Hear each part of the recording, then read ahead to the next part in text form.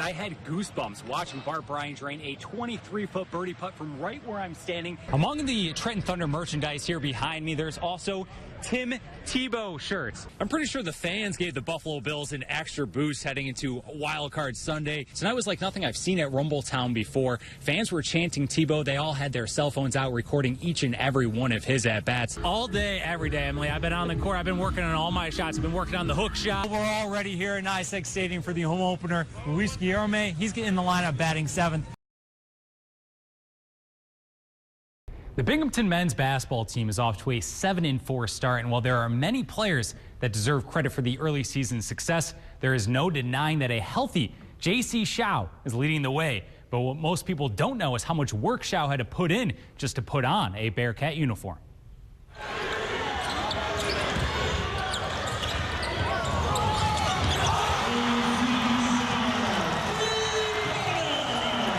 The game-winning shot that sent BU to victory against Central Connecticut State on November 16th.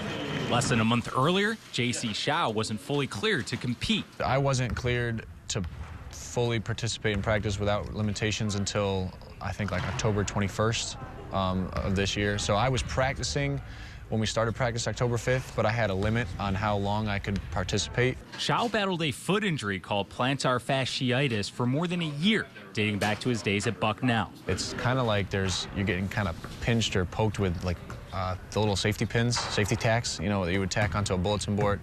That is really, really sharp, like in that area of the heel. And then like when you're walking around, not really engaging in physical activity, it would kind of feel like you had like a marble, and you're kind of just walking on a marble. Really, really painful thing. After multiple attempts at rehab, the pain in his foot persisted, so Shao opted for a procedure in North Carolina. The 10X procedure goes in and trims down some of the scar tissue. They went in with a scalpel. It's not like they didn't knock me out or anything, but just numb the area. They go in and they trim it down. About 18 months since his last game at Burneal, Shao was finally pain-free.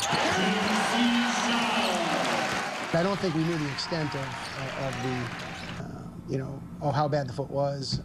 It just took forever to heal. He had to really be mentally tough. He puts in a tremendous amount of work. I mean, he's coming in 2 to 3 treatments a day. I mean, he comes in the first one in the morning and usually one of the last ones to leave. It hasn't even been 2 months since the redshirt sophomore was cleared to compete after 18 months sidelined. And all Shao has done in that time is become BU's leading scorer, helped the Bearcats set a program record for wins in the month of November. Oh, and he was featured on SportsCenter. I was excited to have our team, Binghamton, on SportsCenter, and hopefully we'll continue to get on there, if we play well and have a great season this year. The Bearcats have high goals this season, but Shao says the team is focused on one day at a time, and for him, these days right now are pretty special. The smallest things become the things that, the warm-up before practice, you just keep that in perspective, like, man, like 2 months ago I couldn't do this, and that type of, when I keep that perspective with it, I'm having a blast. The Binghamton Rumble Ponies played its final game in 2018 yesterday afternoon. Tim Tebow has come and gone, so with all this season wrapped up, did we really see the Tebow effect? Toll Sports Director Larry Burneal takes a closer look at the impact Tebow had during his time here in Binghamton. What was your favorite part of this season? When Tim Tebow came.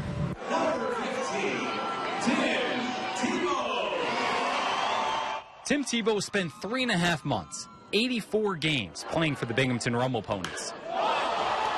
There's no question that there was a buzz while he was here. Yeah, there's definitely rocking. It was a great atmosphere. In 43 home openings before Tebow's injury, the Ponies averaged about 3,348 fans per game, including the second largest crowd for a home opener in franchise history.